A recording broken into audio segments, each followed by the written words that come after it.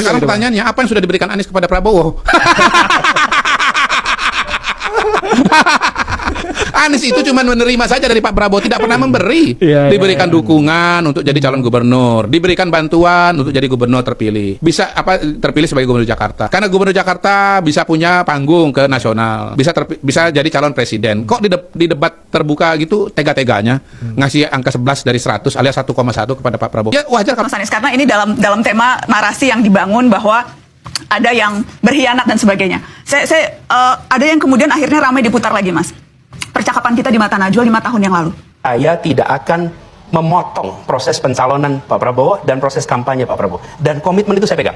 Siapapun yang bertemu dengan saya, mendiskusikan soal ini, selalu saya katakan bahwa saya memiliki komitmen dengan Pak Prabowo. Tidak ada yang tahu kecuali saya dan Pak Prabowo. Tidak ada yang tahu. Yang lain dengar ceritanya Jadi aja. Mas Anies, Anda mengiyakan bahwa memang tawaran-tawaran maju itu berdatangan? Berdatangan, tapi saya selalu katakan pada semua, meskipun tidak ada saksi dalam pertemuan itu, tapi kata-kata saya diingat oleh Pak Prabowo dan diketahui tentu oleh banyak orang, bisa saya sampaikan kepada semua, saya pegang itu. Jadi, ketika ada yang datang mendiskusikan, saya sampaikan, selama ini ada Pak Prabowo, saya tidak mau memikirkan, not even thinking.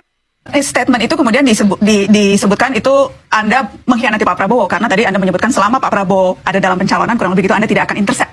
Ya. Itu ada timeline waktunya, ada expiration time-nya kah ketika Anda menyebutkan komitmen itu? Ya, kalau ini saya ditawarin makan, nggak mau makan, saya kenyang. Apa kemudian seumur hidup saya kenyang? Ya pada saat ini, saya katakan saya kenyang, itu kira-kira. Ya, analogi aja. Nah, apa yang saya sampaikan pada saat itu tahun 2019. 18. Ya. Oh, 18, maaf, tahun 2018. Nah, pada saat itu saya belum bertugas 1 tahun di Jakarta. Jadi, tadi saya menyebutnya selesai pilpres, sebetulnya maksudnya selesai pilkada. Selesai pilkada, saya sampaikan Pak Prabowo bahwa saya akan fokus di Jakarta 5 tahun. Jadi, ketika setahun kemudian saya diundang menjadi cawapres, diundang menjadi capres, saya katakan tidak. Ketika jadi cawapres, saya bilang sama Pak Prabowo bahwa saya berjanji 5 tahun di Jakarta, dan Pak Prabowo mengatakan itu. Jawaban saya itu sama Pak Prabowo dikatakan kalau tidak salah pada saat beliau mau mencalonkan. Di rekaman yang sama pada malam itu, waktu Nana tanya, itu saya ditunjukkan waktu itu rekamannya Pak Prabowo di Masjid Sunda Kelapa pada saat beliau akan maju mendaftar. Saya akan minta produser, boleh tolong produser dicek supaya nanti saya akan bisa kita lihat juga. Boleh diteruskan dulu Mas Anies? Ya, jadi ada di bagian awalnya bahwa Pak Prabowo menyebut Anies berjanji 5 tahun di Jakarta. Oke? Dan kemudian itulah yang saya sampaikan bahwa selama 5 tahun saya akan fokus di Jakarta. Saya tidak tahu apa yang terjadi kemudian. Ya, inilah yang menjadi komitmen. Ada transparansi, maka kita semua bisa bicara dengan data, dan pemerintah pun ketika menjelaskan kebijakan menggunakan data. Jadi transparansi ini harus dikembalikan Bapak sekalian, karena hari ini kita menyaksikan banyak kebijakan dibuat yang kita tidak tahu prosesnya. Kita tidak tahu prosesnya, tahu-tahu muncul sebagai kebijakan, dan ini PR yang mendasar penting. Yang ketiga yang ingin saya sampaikan di sini adalah kembalikan meritokrasi di dalam pemerintahan dan kehidupan bernegara.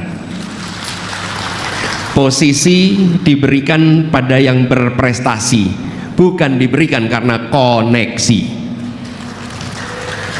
Dan kita tahu banyak sekali hari ini diberikan tanggung jawab bukan karena kompetensi, bukan karena prestasi, tapi karena koneksi.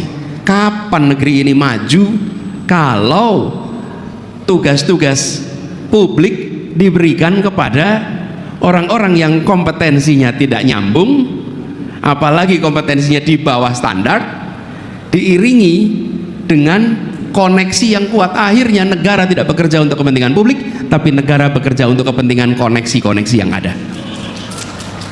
Apa yang kemudian terjadi? Yang digambarkan oleh Pak Walil di awal, ketika Indonesia dianggap terjebak di dalam middle income trap karena kebijakan-kebijakan yang disusun bukan untuk memberikan kebermanfaatan kepada rakyat banyak, tapi diberikan untuk memberikan kebermanfaatan pada sesama elit pemegang kewenangan. Kita tidak bisa melarang orang untuk memilih A atau B atau C, betul ya?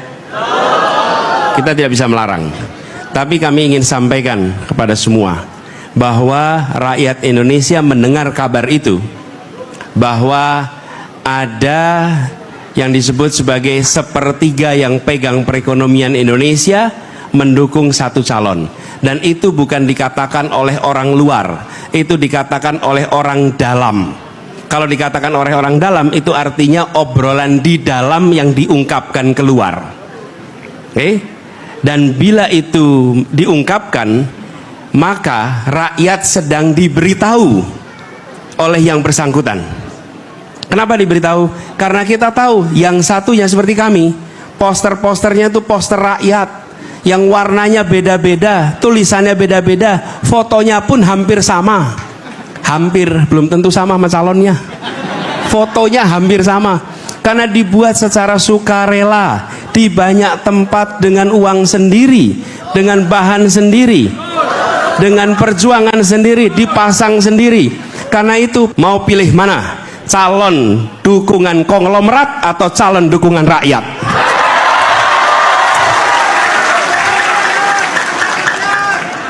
Silahkan rakyat Indonesia menentukan pilihannya. Di kita ada agenda dalam jangka pendek yang mendasar yang membuat kita harus melakukan perubahan. Apa itu?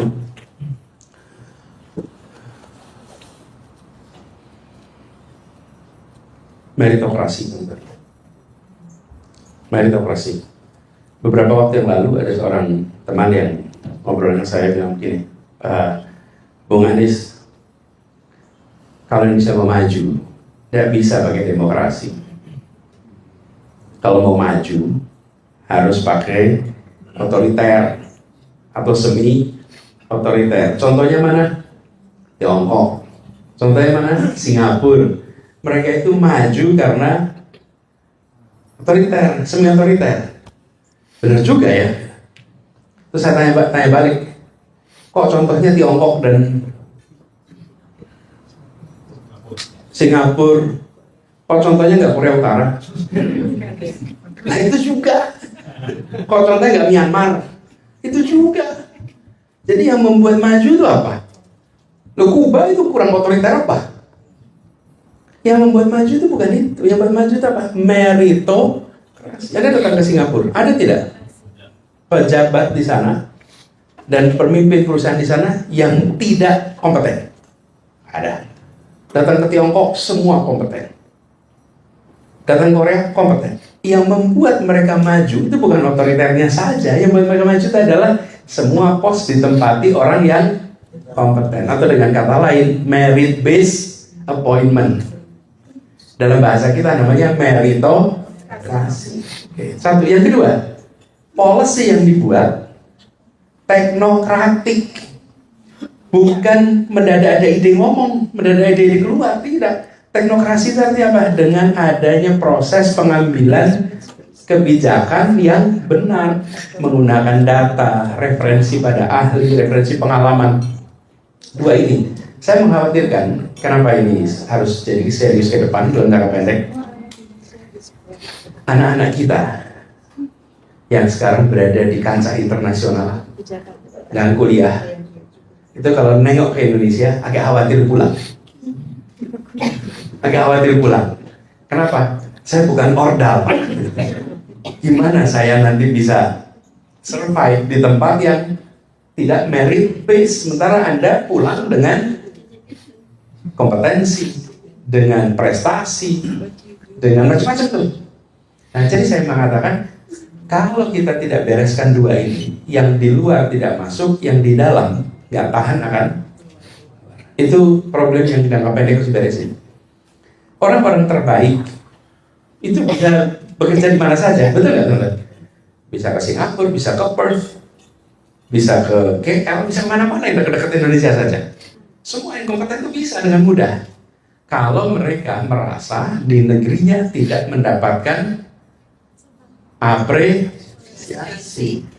Karena orang-orang kompeten ini kayak currency yang kuat, mata uang itu. Mata uang kuat itu kan di mana-mana diterima, bukan?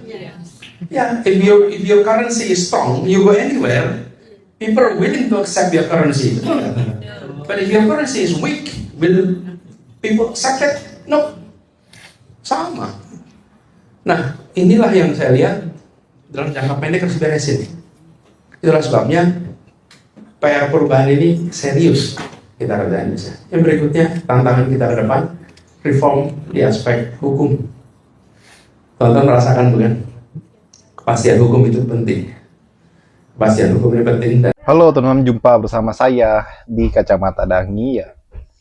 Kalau kita melihat bagaimana gebrakan-gebrakan hebat Anies Baswedan, teman-teman ya, tidak sampai pada saat beliau kalah Pilpres ya. Namun per hari ini pun Anies betul-betul menunjukkan sikap yang sangat luar biasa. Di 2024 memang Anies kalah, teman-teman. Tapi saat ini bagaimana Anies Baswedan masih menjadi tokoh yang berpotensi maju sebagai capres 2029 mendatang ya. Kalau kita melihat memang bagaimana kekalahan Anies kemarin 25%, teman-teman. Tapi seperti kata Kodari ya, jangan meremehkan Anies Baswedan dengan kekalahan 25%. Sebab 25% itu kalau di bulatkan dengan total suara Anies pada saat itu sekitar 40 juta suara, teman-teman. Dan itu bukan sedikit ya.